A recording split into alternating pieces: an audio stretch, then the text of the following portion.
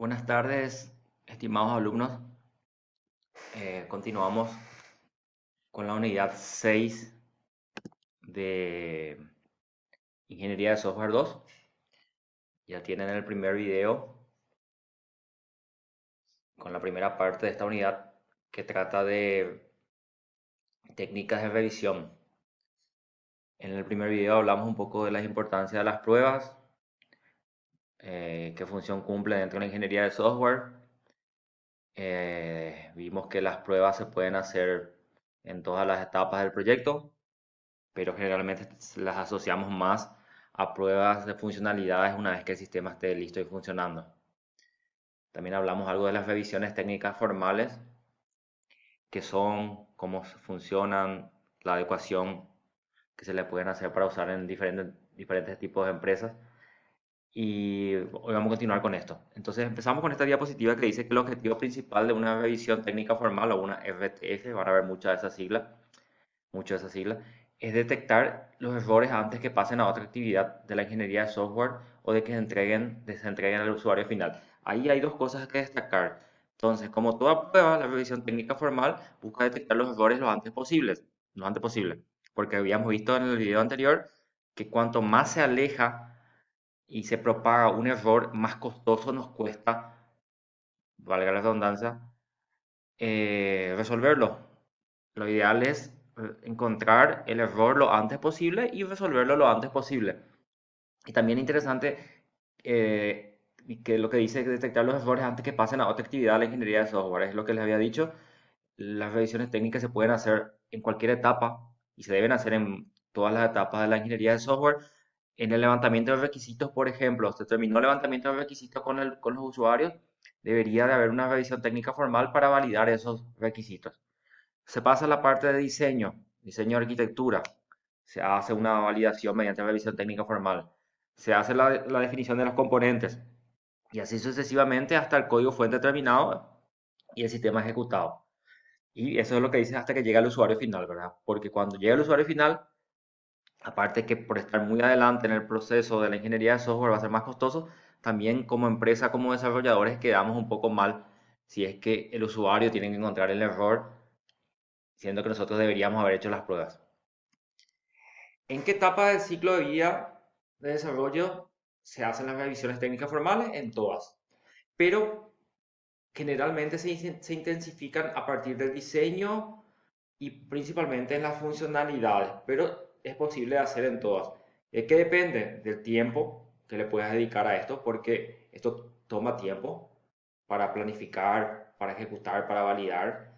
Entonces, dependiendo del tamaño del proyecto, si es un proyecto no muy grande, con un sistema no muy complicado, no digo que no valga la pena hacer esto, pero a veces la ganancia que vamos a tener con esto no es suficiente como para soportar los costos. Y cuando hablo de costos no solamente monetarios, sino de tiempo invertido, etcétera. Si son sistemas mucho mayores, sistemas muy grandes, muy complejos, sí vale la pena invertir en eso. Generalmente vas a tener un equipo de trabajo mucho mayor también. Entonces va a ser mucho más práctico realizar esto y va a ser mucho más ventajoso. Conceptos, diferencia o similitudes entre defecto y falla. Muchas veces se entienden como sinónimos y pueden ser sinónimos, pero vamos a hablar acá del contexto del proceso de software. Eh, como dices, son sinónimos cuando hablamos de un defecto o una falla en el sistema, en el software. ¿Por qué? Porque los dos implican un problema de calidad que fue descubierto durante las pruebas, las revisiones, que después de haberse liberado el software a los usuarios finales o a otra actividad estructural del proceso de software. O sea, puede ser que se haya encontrado cuando el usuario final ya está usando o cuando pasó a otra actividad estructural. O sea, las actividades estructurales son las que delinean el ciclo de vida, ¿verdad? Entonces puede ser cuando saltó de levantamiento de requisitos a diseño o de diseño a codificación, por ejemplo.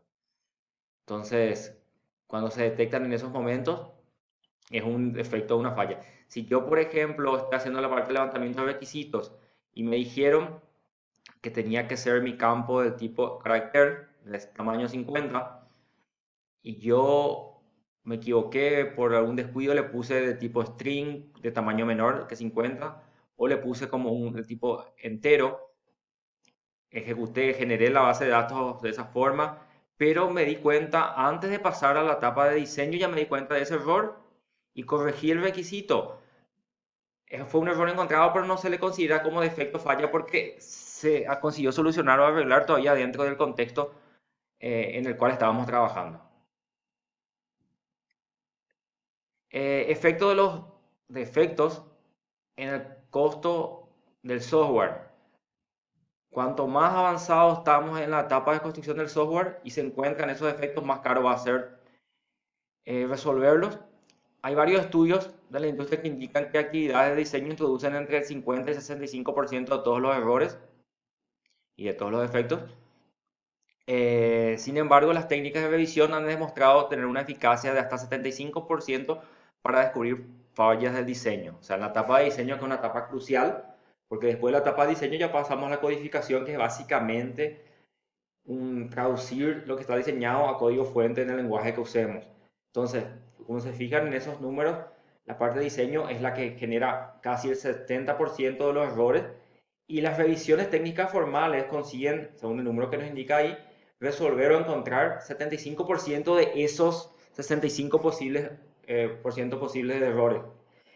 Si hacemos una regla de tres rápidamente, vamos a encontrar que si es verdad que en el diseño se introducen hasta el 65% de las fallas y conseguimos encontrar hasta 75% de los errores de ese valor, podemos evitar que poquito más que la mitad de todos los errores de todas las etapas no pasen a la parte de codificación.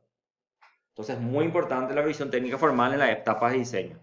Al detectar y eliminar un gran porcentaje de estos errores, el proceso de revisión reduce de manera sustancial el costo de actividades posteriores. O sea, si ya eliminamos esta fase y ya tenemos muchos menos costos potenciales en la etapa de codificación.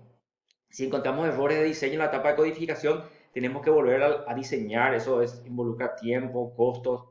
Entonces, hay que ser fuerte en esta etapa de desarrollo, del desarrollo, que es la etapa de diseño. La amplificación y eliminación del defecto. Dice que para ilustrar la generación y detección de errores durante las acciones de diseño y generación de código de un proceso de software, puede usarse un modelo de amplificación del defecto, que es básicamente un modelo bien sencillo que vamos a ver, que indica que cuanto más avancemos en las etapas, el error se va amplificando, va aumentando en su tamaño.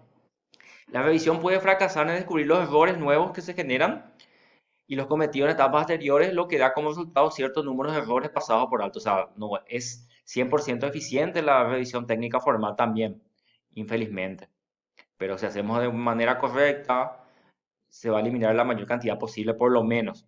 En ciertos casos, los errores de etapas anteriores ignorados, pasados por alto, por algo emotivo, en una etapa, son amplificados en un factor X de amplificación por el trabajo en curso. O sea, yo tenía un problema un error en requisitos. Pasó eso, no se controló ahí. En etapa de diseño tampoco se consiguió resolver o encontrar eso y pasó a la etapa de diseño. Cada vez que va pasando de etapa se amplifica el error. Aumenta su tamaño, su complejidad y su costo para resolver. Acá tenemos el gráfico donde dice errores el de la etapa anterior. Acá vamos, este cuadrito se usa para cada etapa, etapas de desarrollo. Acá tenemos esta columna corresponde a los defectos y esto corresponde a la detección. Acá tenemos como insumo los errores de la etapa anterior,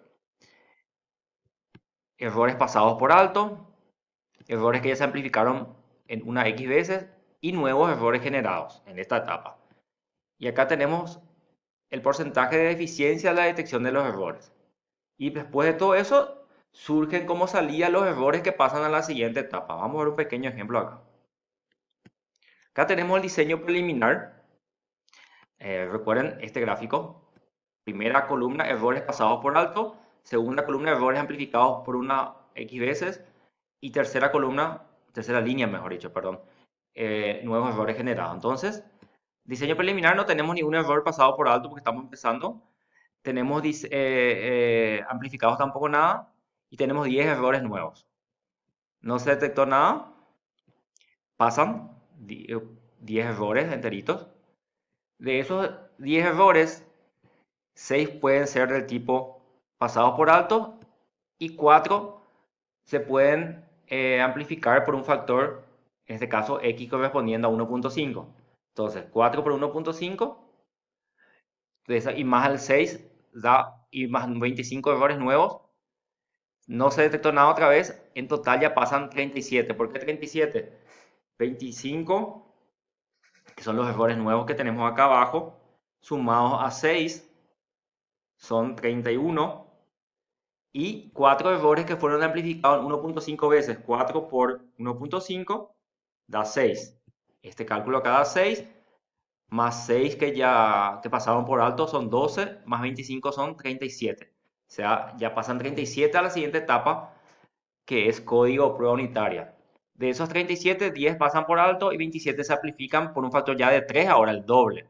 Y surgen nuevamente 25 errores nuevos. En total esto da 27 por 3, da 81, más 10, que esos fueron pasados por alto, dan 91, más 25,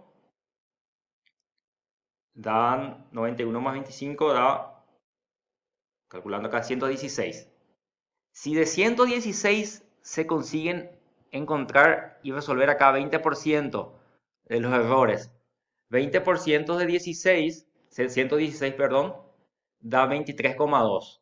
Entonces, 116 menos 23,2 da, pues redondeando, 94. Quiere decir que acá se resolvió, se encontraron y se resolvieron 20%, pero pasaron todavía 94. Y así sucesivamente, entran acá, acá se resolvió la mitad, no hubieron errores amplificados, nada, nos quedaron 47. Acá en la prueba de validación no entraron errores nuevos ni fueron amplificados, se resolvieron la mitad de 47, 24. Y en las pruebas del sistema también no entraron nuevos errores, no se amplificaron, y de los 24 que teníamos conseguimos resolver o encontrar y resolver 50%. Son los errores que van a pasar al usuario o quedan para ser encontrados por el usuario, que son 12. Entonces vieron cómo se amplifica y la importancia de detectar en el momento de las pruebas. Acá en la siguiente figura muestra un ejemplo hipotético de amplificación del efecto para un proceso de software en el que no se hacen revisiones. En la figura se supone que en cada etapa, eso se refiere a la figura que tenemos acá, que le voy a mostrar. En la figura se supone que en cada etapa de prueba se detecta y corrige 50% de todos los errores de entrada, sin que se introduzcan errores nuevos, una suposición muy optimista, como dice, porque generalmente hay errores nuevos. 10 defectos preliminares de diseño se amplifican a 94 errores antes que comiencen las pruebas. Si liberan al campo, 2 errores latentes o defectos latentes van a ser encontrados por el usuario, mejor dicho. Entonces, tenemos acá la amplificación. Eh, yo creo que pasé algo por alto. Esta explicación se refiere a esta figura que está acá. Tenía que estar invertido. Entonces, de 10, como en la explicación que hicimos, pasaron 94 y terminaron con 12. Esta explicación que está acá se refiere a esta figura que vamos a ver. Vamos a leer primero la explicación. Dice que la figura, a continuación, que realmente está atrás, considera las mismas condiciones que el ejemplo anterior, excepto porque se efectúan revisiones del diseño y código como parte de cada acción de la ingeniería de software. En este caso son 10 errores iniciales de diseño preliminar, como en el caso anterior también, que se amplifican a 24 antes de comenzar las pruebas. O sea, en el caso anterior se amplificaron a 94, 70 más, y al final solo existen 3 errores latentes. Entonces, siguiendo acá, hay también la amplificación, hay los errores nuevos, pero acá ya se implementaron las revisiones en estas dos etapas, entonces ya se corrigieron varios errores en ese momento. Entonces acá, en vez de llegar a 94, solo vinieron 24, acá ya no se hizo más la revisión, pero se hicieron las revisiones, pero ya no tenemos errores nuevos. Y con la misma cantidad optimista de 50%, solamente nos quedan 3, o sea, 4 veces menos errores pasan al usuario. Entonces ven la importancia de hacer las revisiones también en las etapas incipientes o iniciales. Y ahora estamos llegando al final de este segundo video, porque ya completamos los 15 minutos. No quiero que sean demasiado largos. En el tercer y último video de esta unidad vamos a empezar hablando de las métricas de revisión y su empleo. Así que quedamos por acá y luego le subo el tercer video también.